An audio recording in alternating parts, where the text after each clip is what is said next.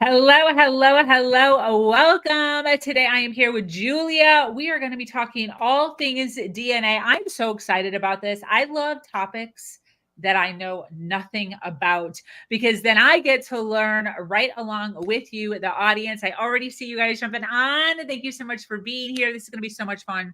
For those of you that don't know me, my name is Sabrina Victoria. I am the host here at Her Talk Show. If you have not subscribed, if you're jumping on right now and you have not subscribed, if you're watching on the replay and you haven't subscribed, what are you waiting for? Hit that subscribe button. These podcasts are guaranteed to have you thinking differently about life and business. Let's jump right in. Get ready, because today's guest is about to change the way you view your world. This is Her Talk Show, hosted by Sabrina Victoria. Ladies and gentlemen, if you are here live, welcome. And if you're listening on the replay, make sure you hashtag replay wherever you're at so we can drop you some love in the comments. Listen, we've had over 600 women grace this stage. We are adding another one to the list today, Julia Phoenix. She is a leadership and liberation mentor and the creator of the Rapid Shift Integration Method for DNA activation. She works with spiritual entrepreneurs to help them open their unique gifts, release their blocks to love, money and success, and activate their fullest potential in this lifetime. Love it. Her passion is awakening others to the embodiment of their authentic soul essence. Girl, what is going on here? I'm so excited to be here. Thank you for that awesome intro, and I love your podcast intro as well. I'm just really, really excited to be here today. I love it. Thank you so much for being here and taking some time out of your day. So, first of all, I've never heard DNA connected in any way to personal development, to, human development, to coaching just in general. So I'd like to know first, how did this even come into your world? Yeah. So first of all, I think you're not alone in that. But I also think that that is really changing and about to change. I think in the next, 5-10 years, it's going to be way more commonly spoken about and commonly known. So for me personally, it was a gradual process through my own evolution of kind of unlocking awarenesses and unlocking gifts that I have. And so it wasn't something that I found on the internet or sought someone out for or read a book about. It was really kind of something that came from my own internal process. And then eventually after having certain experiences, right, of being shown certain things in my own spiritual, exploration, and having certain things come through me, and then being shown and being told that I was in fact working with the DNA.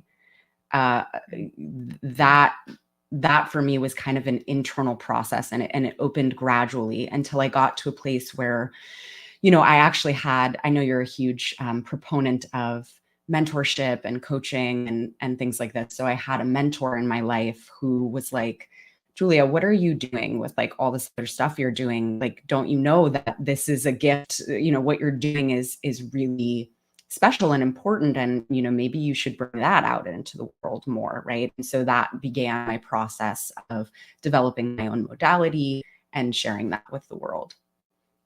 Beautiful. Beautiful. So you talk a lot about the multidimensional structure of your DNA.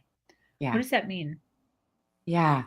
So most people think of the DNA and kind of understand the DNA just with the scientific model, and even just looking at the physical DNA. I mean, it's freaking incredible, right? It's such an intricate and fascinating structure that is responsible for so much, and that also links us to, animals and plants and the planet in this really fascinating way for me.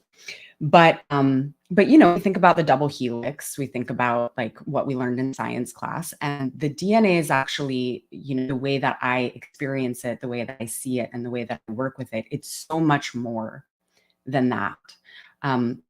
In actuality, we have at least 10 additional strands, and they, where do I want to go with this? So there's 12 total, right? You can get really esoteric with this and talk about the 12 dimensions that they connect to, the 12 chakras, all kinds of things. But essentially, these additional DNA strands, they're not physical. So they exist in kind of a different form. They're sometimes called light strand DNA. They're sometimes called etheric DNA or soul DNA. Now, just as the physical DNA contains information about a lot of our physical characteristics, right? It's like those lines of code, those sequences determine certain things, you know, about our physical appearance, maybe illnesses we're prone to, things like this. Your soul DNA has information. So it carries a lot of information that pertains not to just your physical human incarnation, but to many other lifetimes, many other soul experiences, even in other dimensions or on other planets, right? This is getting kind of out there, but you know, I mean, this is really what it is. And so so basically, okay, that's the multidimensional structure of DNA. I'm going to stop there because there's other places we could go. But does that kind of answer your question, or do you have follow-up questions? Yeah, 100%. So yes, it did answer my question. And how does somebody go about like figuring that out or activating it or opening it or educating themselves on theirs? Like regular DNA, you can like go to the doctor. Right. And You they can can get genetic tell you testing if and you're things like this. exactly. Yeah. So when you're talking about light strands or soul strands, how does somebody dig into their own? Yeah, great question. So essentially, most of that DNA for most people, not all people, probably a lot of people who are listening to your show are already in some kind of a process of, you know, they're into personal development. So sometimes that means that they're really like awakening certain things. So they'll have more strands active. Really, DNA activation is the process of awakening to your true self. So it's likely that a lot of people listening are already experiencing that. They just don't know that that's what's occurring, right? I would say, you know, for me, I do feel that if someone is drawn to DNA activation, like if something is pinged and they're like, whoa, that's interesting, and they feel this kind of pull and it feels like, you know, there's really something there for me. Oftentimes that does mean that it will be helpful for you to work with a practitioner that can assist with the activation process, because there are also certain kind of distortions. There are seals, there are blocks that are kind of impacting the DNA that someone can remove, and it really sometimes takes help to remove those things in order for those extra strands to start activating. But it's not for everyone at every time. You know what I mean? And it's really something that's dictated by your soul and by your higher self. It's not something that, you know, you can just kind of be like, okay, I want to activate all my DNA right now. Like it kind of doesn't work like that, because it's the process of your soul's evolution, right? But you can unlock certain things. What I would also say is like, I mean, there's different ways that you could connect with it. The earth has a lot of DNA activation codes. So that's a lot of times where I'll direct someone first, like if they don't want to work with a practitioner, because it's actually like the grids of the planet are connected to your DNA, and we share DNA with the planet. And so one of the best DNA activation tools is just to connect with the planet. like bare feet on the earth, like lying on your back on the grass, and you can also ask to receive some of these codes from the planet. Makes sense? Wow, this is so interesting. So even something as simple as going outside and laying on your back could Yes. help release or activate. Yes, absolutely. And there are a lot of things that can trigger DNA activation for people. And once again, it's really the way that I view it. And different people, by the way, will speak a little bit differently about this topic based on how they see it and what their understanding is. So this is my experience and my understanding, just throwing it out Yeah. there. But, I think that a lot of things can trigger DNA activation that we wouldn't think, maybe would. So yes, we have natural elements and reconnecting with the natural elements. Absolutely. Breath work is a huge thing that can, assist people in this. Meditation, Kundalini yoga, like there's all kinds of, but sometimes it could be like actually meeting a specific person that you have some kind of a soul connection with that's really strong, or studying with a specific teacher, or going to a specific location, where maybe your soul has memory there and something sparks, right? And it lights up. So it's not necessarily a linear process, and it's not necessarily a process you're totally in control of, but you can certainly have intention and you can certainly engage with it. And I think the more that we place our focus and intention there, the more that it's likely to, have an impact and begin occurring. And of course, there are people who specialize in doing DNA activation work, like myself, that can assist in a really like a more direct way with that process and really clear out anything that is preventing the full activation of your genetic template. Awesome. Yeah, I wanted to ask about that as far as like how we clear ourselves or get ourselves ready for that. Before that though, um, you mentioned, and to those listening now, because we have a ton of people listening now, so I'd love to just make Mm. sure that we are taking care of everybody. Obviously, like you said, people who are here listening on the replay or live, who are already in the works of personal development, are already in their own way kind of opening Mhm. up doors for themselves in this world, or in this thought process that you're talking about. However, what about individuals who this is the first step? They literally just clicked on and they're here and they're listening live. Um, why is stepping into your higher purpose, knowing your higher purpose? The word that's going around right now is authenticity. Be Mhm. as authentic as you can. Why is this so important to even do this work at all? People are living their lives. They're making money. They're having kids. They work. They're taking care of themselves. Nothing catastrophic is happening. And they're not in jail. They're not doing drugs. They're just like normal Mhm. people.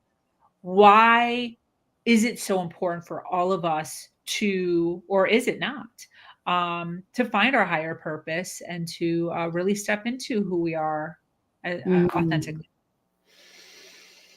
That's a really great question. I think that there are levels of experience and perception when it comes to the self that are hidden from most people. And I think that if we're really honest with ourselves, I mean, hey, if this doesn't speak to you, like by all means, like maybe you're not supposed to do it. That's totally, I am like 0% evangelical when it comes to this kind of stuff, or really anything, because I fully believe in the power of each soul's path and really, respecting that. And, I don't know what's right for everybody. But I will say that in the people that I've worked with and in my own experience, I feel often there is, when people are really honest, kind of a sense of unfulfillment, or kind of even, it's like, is this all there really is? Or maybe you reach a certain level and then you're like, okay, like I've got the house or the kids or whatever, and the business, but it's like, isn't there something more? And is this actually all I am? Is this Mm, really it? Like I'm this human called Julia, and I fit into these kind of boxes, and like this is what I do day after day after day after day. I think somewhere inside, a lot of people know that they have an identity that is bigger than what they're currently identified with, And so what DNA activation does is it helps to connect you with that identity on a broader level. And it's not that you lose the human identity. Like, it's not like, there are some DNA activation practitioners too that kind of talk in this way where it's like, well, you're going to just like, ascend into your crystalline light body, and then you'll be living in the 5D, and then you won't have any more need for like human relationships or things like money or career or emotions or like, and that's not at all how I see it. It's more like that identity can exist inside of a broader picture of you. And there's also, with DNA activation, there's a lot that can release and elevate for people to where thought processes become clearer, that like mental clarity happens. There's more access to states like unconditional love or, connection with all that is. There's, sometimes more access to certain psychic gifts or abilities or ways of perceiving things that weren't previously available. And to me, that's really exciting. And there's also impacts. It's not just on the level of like, I'm going to float away to this beautiful spiritual experience in the clouds. There's practical shifts that take place inside of relationships. I mean, there are patterns that we hold in our cellular memory from our ancestry or from our past lives that can be recoded, and when we start to connect with and really remember who we are on a spiritual level, in addition to who we are on a human level, we start to behave differently. We start to make different choices. We start to break patterns. We start to want to treat ourselves more kindly. I mean, all kinds of different things can happen for people. We start to live in a greater state of abundance. So obviously I'm passionate about it, and I think it's really helpful. 100%. Yeah, I agree. Definitely. And then as far as clearing, you were talking about before this, you were talking about clearing a pathway or clearing distortions so Yeah. that you can start the healing process or the ascension or whatever. And I know that that's one of the things that you coach on. What does that look like? What can people expect? Is that scary? It sounds kind of scary. It sounds like there might be a dungeon and candles. What does this look like? Oh, no, it's it's not like that. Maybe that's another lifetime of mine, but not this one. I don't do stuff like that. I think for a lot of people, like things like working on things like shadow work is often the first step. And that's outside of the kind of work that I do. Like when you're really willing to look at truths that are difficult, when you go through dark nights of the soul, like, can be really part of the process and part of like setting the stage for further activation. It's really important for a lot of people. But when it comes to what happens like in session, I mean, it's really individual. It's really different for different people. What I would say is, it's not a lot of, with what I do, like going deep into the darkness and the experience of, that particular thread that we're working with. Let's say it's like a past life that feels scary for you, like, some kind of painful experience of persecution or death or something like that, and it's coded in your DNA, or maybe it's an ancestral pattern. But the thing is, this is what I want you to know, anyone who's listening, these are things you're carrying already. Okay. Like they're already there and they're already impacting you on some level. So like imagine if you had like a splinter in your finger, but you've had it for like 18 years, or like in my case, like 38 years, like, but you don't even notice. It's just part of how you move about the world. you've gotten used to, people have gotten used to certain energies being in their field, a certain heaviness or a certain something, and they don't necessarily know what it is, but it's just like, and they think it's part of them. They think it's them, maybe. So, imagine the relief when you pull the splinter out and then you're like, oh, like I didn't even realize that was there. I thought that was just something that was a part of me that I had to deal with for the rest of my life. No, and so it clears pretty quickly too with the work that I do. And it's not, you're not needing to go deep into the experience. Like I said, I'll usually name it. I'll say what I'm seeing. I'll say what I'm doing, and then I'll move it. So it's not as scary as it might seem. You know what this is reminding me of, just for a visual for individuals, and it's not at all related to the in-depthness that you're speaking right now, but for probably about 3 years in my early 20s, so let's say like 22, 23, 24, I had a skin tab that grew just all of a sudden, right at the tip of my nose, like a booger, Mm, basically. Right mm, here. It was very small, but like, like a skin tab, like a noticeable thing that was kind of like sticking out. And when yeah. people were talking to me one-on-one, every single time they do this whole like Mm, thing with their nose because they saw it, wanted to make sure. Every once in a while somebody would say something and be like, oh no, it's a skin tab. But anyways, within a few months of this happening, it just like grew literally just within a month. It was just there. mm, And I had it for 3 years. I changed everything. I started kind of talking more down like this. I kind of like turned my face a little bit. So it was like facing the other way of the direction. So like I was talking to everyone kind of like sideways. The way that I was kind of altered a little bit. Then one day I'm at the dermatologist. I like set up appointment for a dermatologist appointment just to like check my body out. I was like, hey, by the way, I had this like skin tab that like popped up 3 years ago.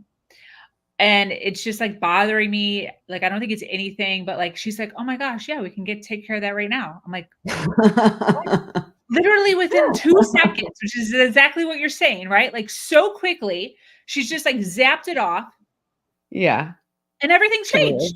My whole Totally. everything, like Yeah. everything in my whole world changed because that one little thing, all of a sudden, the Mm, way that I showed up, the way that I was, the power, the confidence, the way that I spoke to people, because I yeah. was, like, kind of not even realizing, though, kinda like what you're saying with the Yeah. splinter, like, not even realizing that there's just, like, this pain, this, like, thing. Um, so, like, what a great, like, so not that it's easy, like, it's not that easy, right? Like, we're talking about emotions, we're unboxing things, we're talking about things, there are things that are Yeah. happening, but just recognizing that there are limitations that we have on our life that we may not really recognize are holding us back. That's right. Yeah. Yeah. What a lot of people describe to me is that it's kind of like a heaviness that lifts, or just something that Mm, you're carrying that is like weighted, or that is like, heavy in this way. And then totally. it kind of lifts, and it's like, I had no idea that I could feel this light, you know? Yes, absolutely. Yeah. I'd love to hear a little bit about your journey into Mm, this realm, and maybe some shifts that you've seen yourself, throughout. mm. Yeah, absolutely. And I'll first just say to start, like, I am someone who carried a lot, like, with Mm, me in this life, and my story is kind of interesting because I grew up in what I would call a spiritual cult, and had a lot of dark stuff sort of happening around me in these kind of realms. And so that experience was so devastating for me, and also other traumatic experiences in my childhood with people who were involved in this spiritual group. I really shut a lot of this stuff down, like, for a really long time. I wanted nothing to do with it.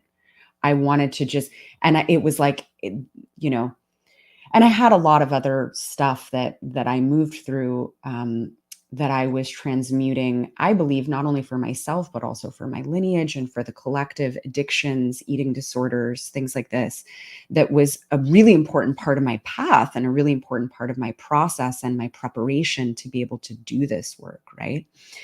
But at a certain point in time, like these gifts started just coming back, and started turning, they started turning on in new ways. And I could no longer just say only the physical reality is what's real. That's where I found a lot of safety for a long time.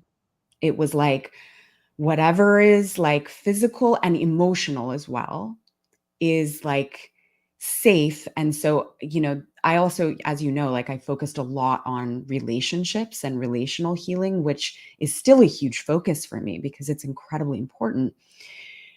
But essentially, like I got to this place where I could no longer deny who I was on this bigger level, right? And I had a number of experiences kind of with the work that I do now of releasing things in a way that, so it was like in a way that felt gentler to me than what I was used to, in a way that felt quicker, in a way that felt more targeted. And it was like I had this experience of, once again, identifying with like all of this stuff I was carrying and thinking like, this is me, right? And again, like I carried a lot, and thinking like, this is just going to be something I'm going to have to be with and express for the rest of my life, and having it lift. And what is so core to my experience, and what is really the jam, like why I do what I do, is like the experience of seeing and feeling the beauty and like the truth of who I am as a soul, the purity, the power. I had these moments of like, wait a minute, like that's me, like, and it makes me want to cry just like talking about it, because I mean, I had many moments of crying, just like meeting this thing that I am, that is not all that I was carrying. And that's the place that I like to take people to. I want them to see and feel themselves as a soul, as this beautiful expression of source, this beautiful fractal of God, if you will, and this beautiful expression of love. And help them connect more with that and live more from that place. And also like the expression of their power. That's what I've found in this work. It is this awareness and embodiment of my own power and my own light that I just didn't have access to before. Absolutely. I love that. I'm so happy for you. Thank you. I appreciate that. Still on a journey, I assume, as we all are. Of course. Yeah. Of course we all are. Yeah. My activation process is not complete. My awakening process is not complete. I feel like, when it is, we kind of have no reason to be here, So Yeah, for sure. What would you say are a step or two that somebody could take? Somebody who's just listening live right now or on the replay, and they're like, wow, this just sounds amazing. I mean, obviously they can connect with you. We're going to go over that. yeah. But, what are some things that somebody can do? Do you have a suggestion as to a step that somebody could start to take in this direction?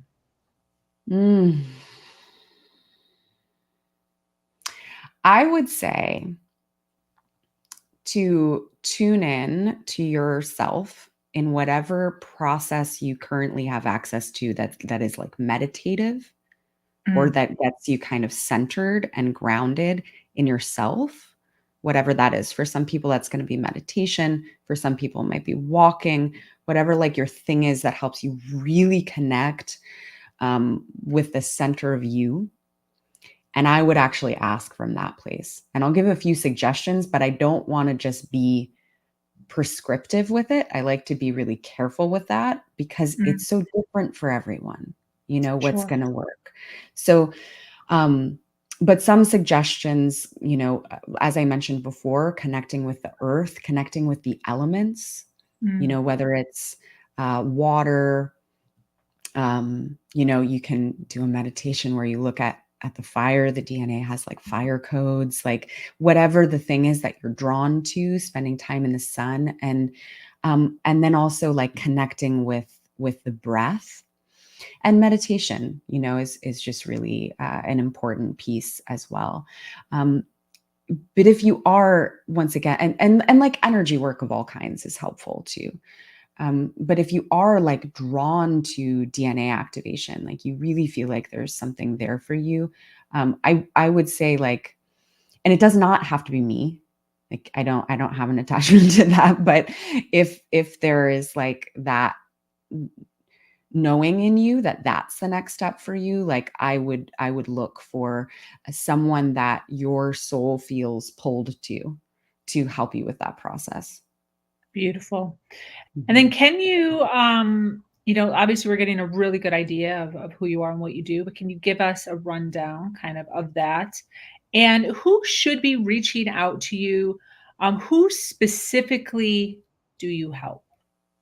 Yeah, so I have a number of different offerings where I'm helping larger numbers of people, and then kind of working with me one-on-one is a little bit different. So just going through kind of the different avenues. I have a membership that's really great for people who are kind of first getting started. I would say it's anyone, men and women, who feel a hunger to connect with themselves spiritually and really value spiritual development and conscious conversations and inner work. That membership is called the Rapid Shift Collective. The lowest tier is just $33 a month, and you can find that on my website. And there's 3 tiers for enrollment in that, but that's a really, really great place to start. Um, and then, I have a few other offerings, like people who really want to understand the unique gifts and abilities that they have, like that they came in with, their soul gifts. I have an offer called the Soul Brilliance Reading. That's just a quick 20-minute recording, but people really love that because they get information about who they are as a soul, and they get some activation as well with that. And then you can book a one-on-one session with me also, if you're really interested in it. When it comes to the rapid shift integration method is the one-on-one session. When it comes to working with me at a little bit of a closer level, I do tend to work with women. I'm open to men. Occasionally they come to me for that type of work, but in my higher level stuff, it's mostly women. Um, Not necessarily only spiritual entrepreneurs, but I do work a lot with spiritual entrepreneurs, and otherwise it's women who are um, awakening their gifts, wanting to embody more of their power, wanting to align more with their purpose, wanting to trust themselves more, wanting to feel more powerful to make choices in their lives. Maybe they have businesses, um, and they identify with being a leader at some capacity, right? Mm. Yeah. This is for, like more upper level work with me. And so I have a program called Conduit that's actually launching. We're starting next week. And that's for women who are wanting to bring through their own healing modalities. Mm. So that's something I'm really, really excited about, to sort of train and educate and activate women, empower them into stepping into a totally new expression of their gifts and ownership of their multidimensional power. And then for one-on-one work with me, it's really a deep and sacred relationship. Mostly women, once again, often spiritual entrepreneurs and leaders, just really wanting to develop that deeper connection to themselves and awaken and unlock more of who they really are, so that they can bring that into their relationships. They can bring that into their businesses. They can align their businesses more to the expression of their soul and who they really are. Um, yeah, and just kind of transform everything around them from the inside out, living in a greater state of abundance and in a greater state of alignment with their soul path. Beautiful. Absolutely. To those that are resonating with everything that you're saying, where can people find you as far as websites or social media? Yeah, so you can go to juliaphoenix11.com. It's up here on the screen if you're watching the video version. And the information about the membership and most of the offerings that I mentioned are there. But you can also reach out to me on my socials. So on Instagram, it's Julia Phoenix 11, and 11 is spelled out like the word, not like the number. And you can also find me on Facebook, Julia Phoenix, and connect with me there. Awesome. Love that. Yeah. So for those of you that are really resonating with Julia here, her website is juliaphoenix11 spelled out.com. It isn't a clickable link in the description wherever you are watching this at. So feel free to just kind of click on that. She predominantly hangs out on Instagram and Facebook. So make sure you reach out to her there. Any closing thoughts, Julia, as we wrap up here? Well, I'm so appreciative of you for having me. Thank you so much. And again, if none of this resonates for you, like, feel free to just, file it under, okay, that was interesting. But if it is pinging you, like, there's really a reason for that. And I think the biggest message that I have to share is just that you're probably a lot more powerful than you know. I think you might align with that message, Sabrina. Mm-hmm. You deserve to live a life that is in service to your fullest, the fullest expression of your soul. And I support you endlessly in that. Thank you for listening to me. Absolutely. Well, thank you so much, Julia, for taking some time out of your day to sit down with us and share such amazing information. I took a ton of notes. That brings us to an end of yet another incredible episode of Her Talk Show. Thank you for being here with us. For our dedicated listeners, those that are staying here until the very end, I thank you. Remember to follow, like, and share. Once again, I am your host, Sabrina Victoria, and I invite you to join our amazing community, Her Nation, where we continue